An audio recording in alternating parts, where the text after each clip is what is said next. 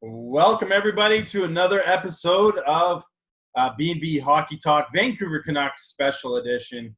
I'm Aaron Bloxel with my co-host, Mr. Matt Balzer. Matt, Canucks, they have not been playing very well lately. A lot of people are now calling to fire Jim Benning, fire Travis Green.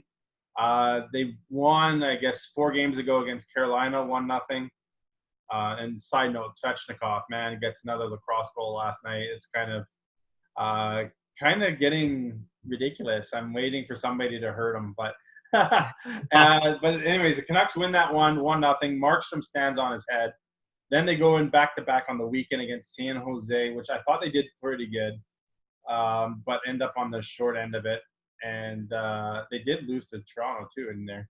I think we covered the Toronto game though already.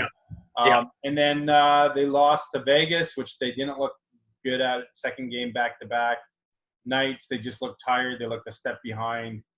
Last night they looked a lot better against Montreal, but still end up losing 3-1. Is it a case where they're running into good goaltending on the other side, or there just seems to be a half a dozen things that they're not doing well right now that seems to be biting them in the butt? Yeah. Well, some of it's hot goaltenders, but some of it's just their overall play in the defensive zone and in the offensive zone. Some of it's bad puck luck, but we brought up before the show Harmon Dial. He was on Sportsnet last night. He brought up some pointers on what the Canucks aren't doing as well, and some of it was when the defensemen are pinching, the forwards aren't doing a good job of coming back and covering at the point. Which has led to a few. You saw that against Vegas, where both Horvat and Dec got burned for goals because they were covering for point men and didn't do a great job doing that. Yeah, and then another thing that he brought up. I don't think he brought it up during the game, but on his article that he did have, it was the Canucks forechecking hasn't been as good. They do a lot of dump and chase, but the Canucks aren't getting in. Getting to the puck first, which isn't good if you rely on a lot of those dump and chase and getting in on the forecheck. A lot of the guys that were energy players that would get in there first aren't doing it as well, which isn't getting us possession time. And just players aren't playing as well. This like the top guys, like Bo Horvat, which it sucks. I hate to harp on Horvat, but like. He has yet to score a goal on home ice still this season, which still boggles my mind. And he still only has 3 even strength goals this season, especially with all the home games now with Sutter back from injury. That should be freeing him up matchup wise to be able to produce. And like even the other guys, big like Brock Besser, he's been getting assists, but he's been in a big funk. I think he brought up like his passing hasn't been as good as it was earlier in the season, and we've yet to see him go like on a big run where like it's like we always think of his rookie season where he was just sniping everything just about every game, but he really hasn't gone on a run like that this year yet. Yeah, I kind of wonder if he still has wrist injuries or if it's still bugging him with that. But the one thing we talked about before the show, the Canucks, Besser and Pettersson still lead the team, I believe, in shots. I heard today Besser was in the top 30 in the NHL, but he seems to be getting his shots, but there's still a lot of chances that those two guys are passing up and looking for passes rather than shooting. Is it a confidence thing right now, or are they just, looking past first type players? Yeah, it is tough. Like I think Thomas Drancy brought up. I forget over how many games, but like Pettersson's shooting percentage is only like at 5%, or I forget how many games, but it's been over a vast majority of the games. So his shooting percentage is down from his regular shooting percentage, which doesn't help. And some of it's just bad puck luck. Like and bounce is not going his way. Like Pettersson had the crossbar there. Off that crazy bounce. Yeah, he had 2 posts against Toronto. And but the biggest thing is just like it's like you do gotta shoot the puck. Like we bring up that Nashville game when they went off for all those power play goals. Eventually, this is like they just got the puck on net, and either you get like some bounces, and then you get get things going that way. It's just like if you can't score if you don't shoot the puck, and but yeah, it's just stuff like that where it's just you got to get the nitty gritty going, getting that puck on net, crashing the net, and getting it in. But yeah, it's just they just got to bear down on their chances eventually, because their last 3 home games, they've only scored 3 goals. They've scored 1 goal in each of those games, which is not good. And that's kind of what JT Miller, I know his shooting percentage is just under 5% right now too. He just said they have to bear down and be better on their scoring chances. And, he's had some great looks too, even in the last little bit. But back to Besser, he just, for whatever reason, he doesn't want to take one-timer shots on the power play. There's a lot of, if he does shoot it, he'll stop it and then look. I don't know if that's necessarily his forte, because when he started as a rookie, he would shoot everything at the net. And I remember the Pittsburgh game where he had a couple one-timers like Ovi from that spot. And I just haven't seen that from him this year. We've seen it from Pettersson from the other side, but there's a lot of times where Hughes is now forced to be the shooter. And I don't know if that's just the look that other teams are giving them, or what the deal is with that. Yeah, it is interesting, because like he's got a heck of a shot, and the way Adam Gaudette's been playing, especially on that power play, is he's up to 7 goals this season, 4 of them on the power play, and that shot last night, man, that was a heck of a release. Terrific shot. And if the Canucks are wanting to reconstruct their power play and try to get guys going, I wouldn't mind moving Gaudette up to that top unit on that left half wall, and then moving Besser maybe into a bumper spot, sort of like TJ Oshie with the Washington Capitals playing in that middle spot. And then you either choose Horvat or Miller to play down low. I'd rather have Miller there on that top unit. And then just see how that works, because at least you got the 2 right-handed shots, especially with Gaudette really feeling it right now. I wouldn't mind seeing that, but we gotten some depth scoring over the past couple games but it's just like the top guys, like eventually you got to bring it you got to get on a hot streak sort of thing where you got to get things going. Like Pettersson, like that Pettersson goal in Vegas or whatever, that diving goal, I'll give him credit for that. Yeah, that's just second effort and hustle, right? It's kind of the Roussel effect. I mean, Roussel came back from injury, gets 3 goals in 2 games, but now he's kind of quieted down a bit. He did have a post against Vegas as well. That secondary scoring is kind of disappearing, where it's in and out. I don't know if they need more from guys like Levo and Pearson, but on the injury front, at least they've got Sutter, Beagle, Tyler Mott back, and it provides options. We've been able to – Zach McEwen get sent back down to Utica. They have Schaller and everyone's favorite Louis Eriksson as out, healthy scratch. Right now, I kind of expect Schaller maybe to get back into the lineup, but still kind of going with that injury front. We talked about a little bit before we came on air about how important Alex Edler is to this defense.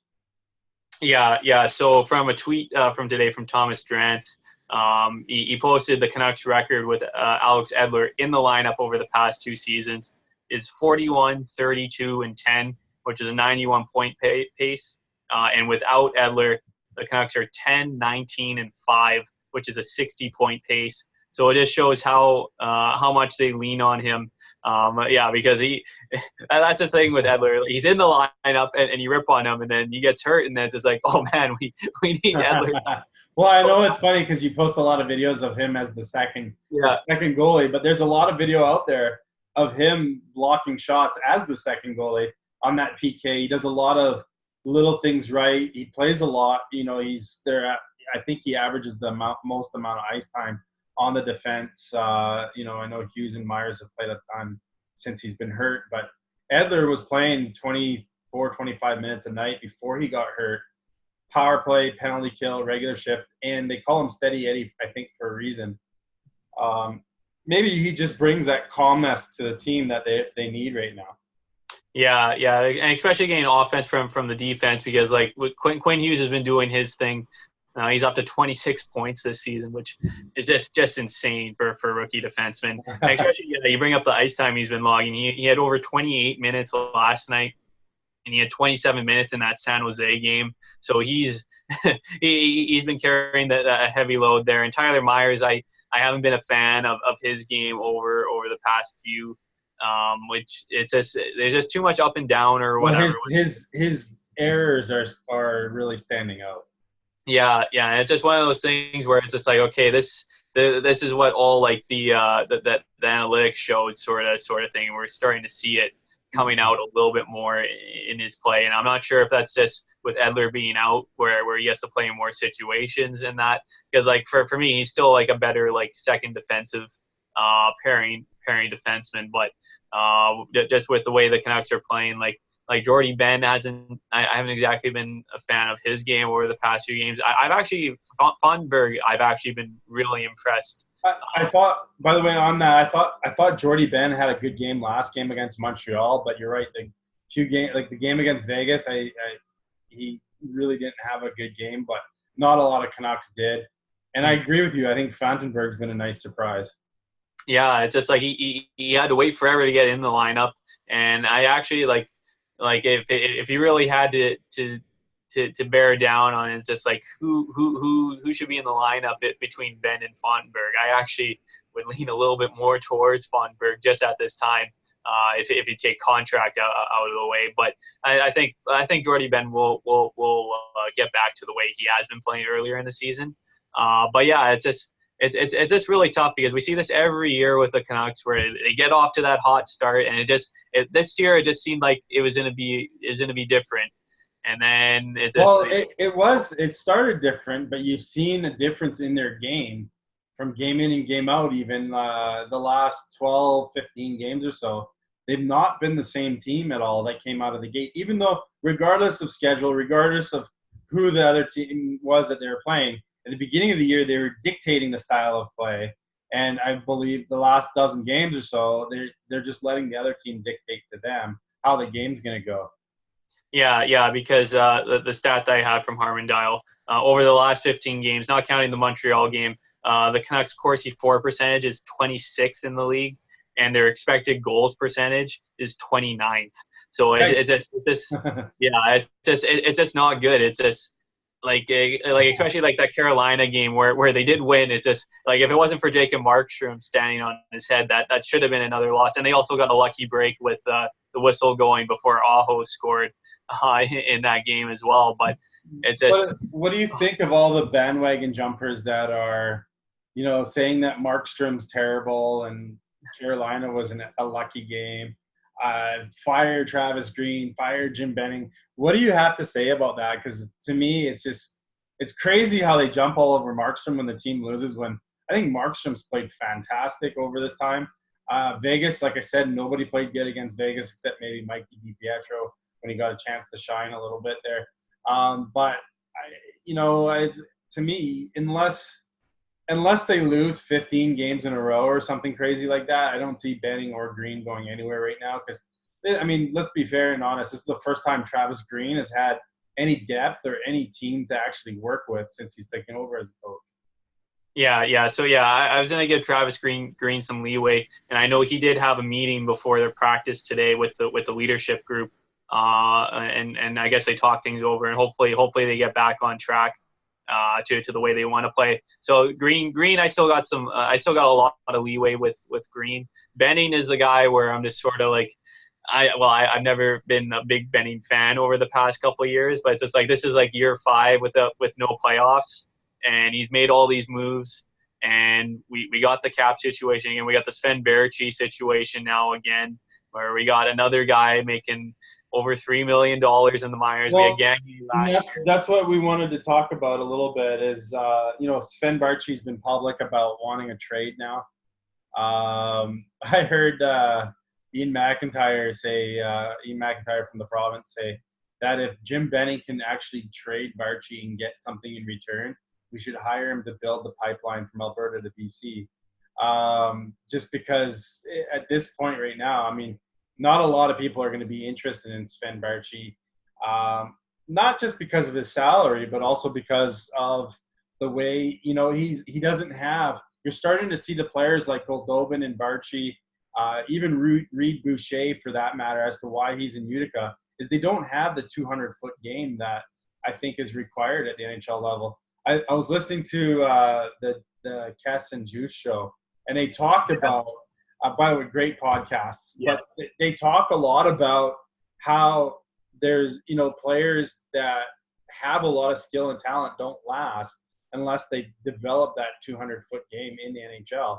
And to me, it was pretty blatant when Barchi and Goldobin were in the lineup that they really struggled in their own end still. Yeah, well, I'm still higher on Berchi because I still think he is an NHL player. I think the biggest thing scaring things off is that extra year on his contract. I think the Canucks could have gotten something for him already if he didn't have that extra year on his deal. But like right now, like I still think that like Berchi, depending on what you wanted to go with a soft skill or a more gritty lineup, that he could still help the Canucks out offensively. Especially on the power play, I still think he could help boost the numbers there. And I still wouldn't mind seeing him get another shot with Horvat here. But with the way that relationship's going now, he sort of got the Sam Gagner thing from last year, where at least Benning was able to eventually get him to Edmonton. But yeah, it's tough though, because I look at the Canucks roster right now. I don't see a spot for Barchi anywhere, even if you want to put him next to Horvat. I mean, I think JT Miller, Roussel, and Pearson are playing the left side, and all three of them have done more than what he typically has done in the past. Yeah, well, it's just I look at that chemistry that he's had with Horvat, and especially with the way Horvat's been playing of late. It's just you got to find and that basically just circles in that the Canucks really need another top six forward. And that's been brought up this week too, where Jim Benning. Yeah. People have said Jim Benning has mentioned that he's looking for a top six forward still. Unfortunately, they don't grow on trees. Yeah, and it might take a while to find one, but. And news out of Russia today, Vasily Podkolzin sounds like he might be getting out of his contract in the KHL because he's unhappy with the way things are going there. He's off to the World Juniors right now, and it sounds pretty much like his contract's going to be over by the end of the season now. Would you like to see him in a Canucks uniform by the end of this year, or maybe at least in Utica?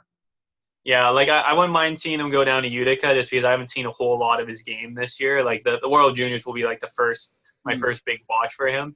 I did see Harman Daigle. He did come out with an article on The Athletic today. I haven't been able to read it on Podkolzin. But yeah, I think I guess there was something that he actually turned down. His KHL team offered him like a 5-year deal or something like that before the draft that he turned down.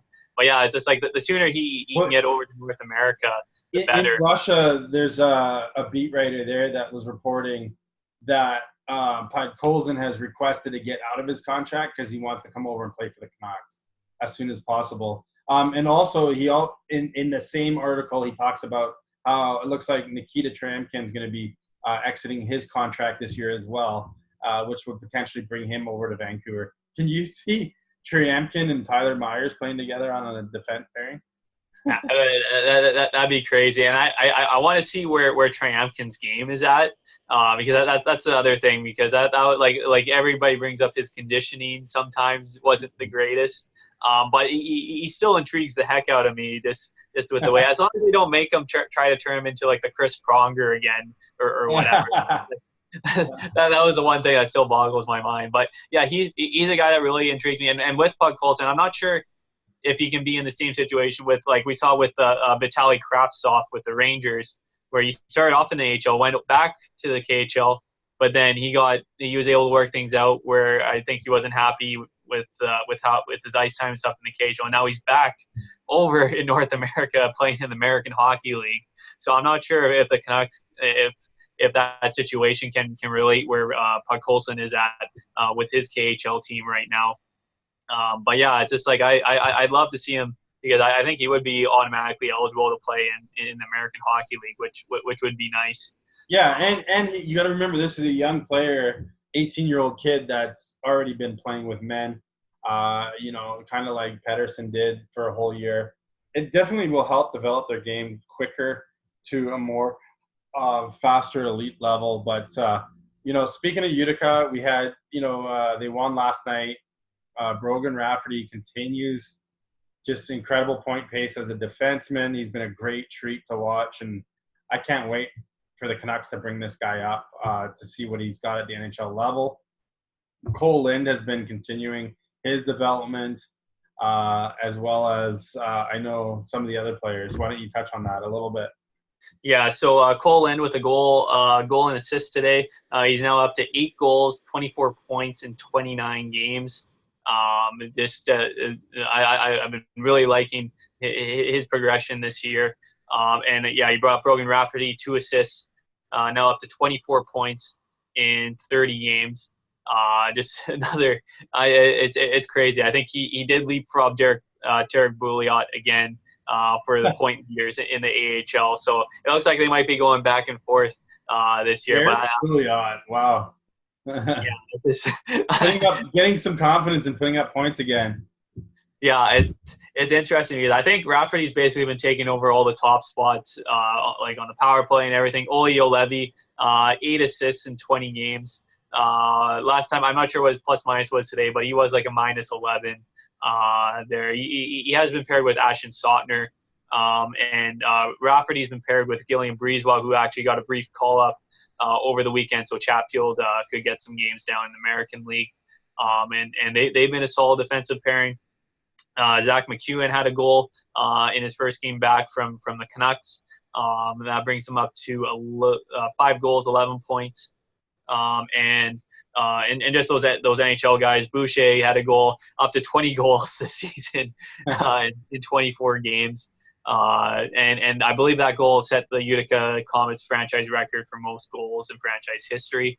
I think it's only 76, so nothing crazy or whatever. And Godolvin had another goal and assist today as well. So I'm not sure if any of those guys will end up getting, if we can end up getting something in a trade for them or something. But it'll be interesting. But at least those younger guys are continuing to produce. Gadovich, by the way, has 6 goals and 7 points now. Yeah, he's the other one that I saw scored again. So yeah, another nice shot, and that's in 15 games, I believe, with everything being updated from today now. So way better than last season. I think he's actually matched his point total from all last season, where he played like 40 or between 40 or 50 games in the American League last year. Well, we're starting to see those guys develop.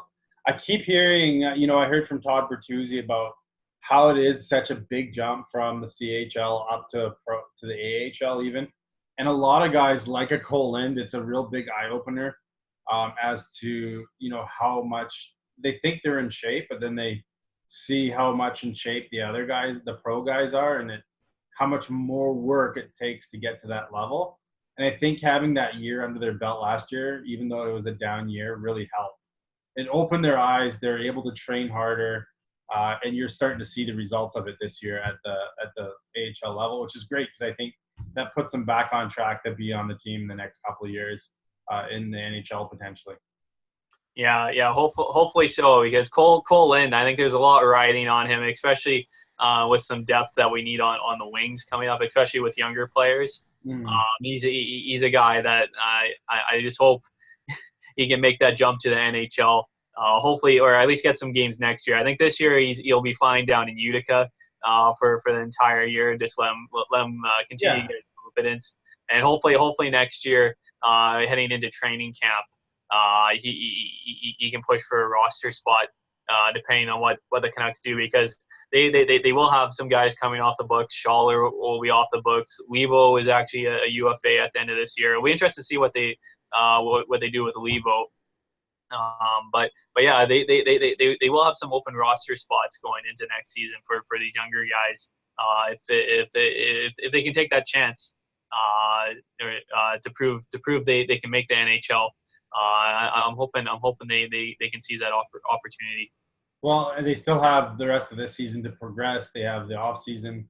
Be interesting to see. The competition's always fierce at training camps, so Just to wrap it up, I don't know if you have anything else to add, but you get a chance to listen to the Cass and Juice show. Yeah. So I did that over the weekend. I listened to the first 2 episodes. I think it took a little bit for Kessler to get going, but in that first episode, but once when he started to get comfortable, and of course, so he's a natural. Like he's good. I really enjoyed it. And if you guys haven't seen it, I think it's cassandjuice.com. You can stream their audio there or their podcast there. They're also on Spotify or wherever else you get your podcasts from. But the first guest was Todd Bertuzzi. Their second guest was Alex Burrows. And just the bantering and the stories are fantastic. Yeah, especially if you are a Canucks fan and from those glory years where we try to remember those wonderful years. A lot of great behind the scenes stories. Especially I love the Burrows. Well, Burrows and Bertuzzi both were both great. But like when Burrows came on, just I love the Darcy Hordichuk. Yeah. From there, he had to ask his mom for money because he was gambling too much on the airplane. It's kind of funny. and it does look like this could be a way for Ryan Kessler to repair his relationship with Canuck fans, because I think in that first episode he brought up the first time he returned to Vancouver and the fans booing him. I'd actually heard him a little bit. I believe I'm paraphrasing, but he's like that type of player that feeds off the hate or whatever when he does play. But when he did return to Vancouver, it did sting him a little bit. But if they continue the way they are, I think this could be a way for fans and Kessler to repair that relationship. For me, it's more just the way that he left. Like everything on the ice that he did and all that. It's just like the guy was an absolute monster. One of the best two-way guys in the NHL in his prime. But yeah, it's just the way that he left. That's well, and it's funny because I remember one game last year when they played against the Canucks. He went after Josh Levo because he was wearing his number 17. And that wasn't in the podcast, but it was interesting that BX said, looking back on it, they wish they did take a bit of a discount on some of their salaries so that they can keep a lot of that team together, because they had quite the team, 2010, 2011, 2012. And felt that they could have potentially done more if they mentioned how the Sedins always took a discount, and they just wish that they had taken a bit of a discount to keep that team together. Yeah, because I think Kessler said like at first I think he was fair played or fairly paid, and then he had like the 41 goal season, which sort of came out of nowhere, and then he was sort of underpaid. I think the X's sort of said like I think he took a team discount because I think he said he could have gone to like Detroit or the Islanders or something like that and could have gotten more money, but he wanted to stay and help the team win the cup. But yeah, because they were bringing up the McKinnon things about like McKinnon's next contract, like he take less money sort of thing, and sort of going on that thing where it's to say, okay, what do you sort of think? And I think Kessler sort of joked that he's actually making more money than McKinnon right now. Yeah, which is true. I think he is. But. Yeah. I think McKinnon's 6'3" and Kessler's 6'7" or whatever right now. But he talks about how much he likes Ryan Johansson in that show. Oh yeah. I was gonna bring that up, but yeah, it's a great podcast. Like, they also go up like on the concussion stuff, and the like Kessler. I think it was crazy. Like I think he says like he'd only had like one confirmed diagnosed concussion, but he says he's probably had like 10 or 15 over his career, and like. I think he went down to like that specialist place down in Florida and just like he has trouble. It's an interesting story about that. It was neat because BX was talking about how it's preventative as well. And when Kessler started doing some of the exercises they gave him, he actually had concussion-like symptoms just from the exercises because of something to do with retraining his brain. So very interesting stuff. Cass and Juice show, if you guys want, listen to that. But Matt, final word to you, and we'll end today's show. Yeah. So the Canucks continue their home game, their homestand. They got the Vegas, their nemesis right there. Where I think they're like 1-8 or something against them now or something. They have not played well against Vegas. So hopefully they can put a better effort in over other than the last few games. and hopefully they can get a big W. But like Vegas, like if you're looking at the standings right now, they're 4 points out of a playoff spot, but they're also 4 points out of last place going into today. So it can go either way, and especially with the losing both games on the weekend, where they had those games in hand on both Vegas and San Jose, and losing both, that was really tough. It's like, it's only December, but whenever you have a chance, especially when you have games in hand, you got to take those opportunities to get those 2 points. And instead of being closing in on Vegas, if they would have beat them, now Vegas has 43 points and the Canucks have 36. So it just shows how fast those standings can move if you can get on a big win streak or losing streak, either way. So hopefully they can get things going and turn their game around. Well, next Wednesday is Christmas, and the Wednesday after that's New Year's. So we'll just stay tuned to our Facebook page at B&B Hockey Talk, and we'll keep you posted when our next episode will launch. And again, as always, we thank you for all your support. I'm Aaron. He's Matt. Thanks, guys. If we don't have an episode before Christmas, make sure you guys have a Merry Christmas and Happy Holidays to everyone that's out there. And enjoy family, enjoy friends, enjoy food, enjoy whatever you want to do this time of year, and just be safe out there. Take care until next time.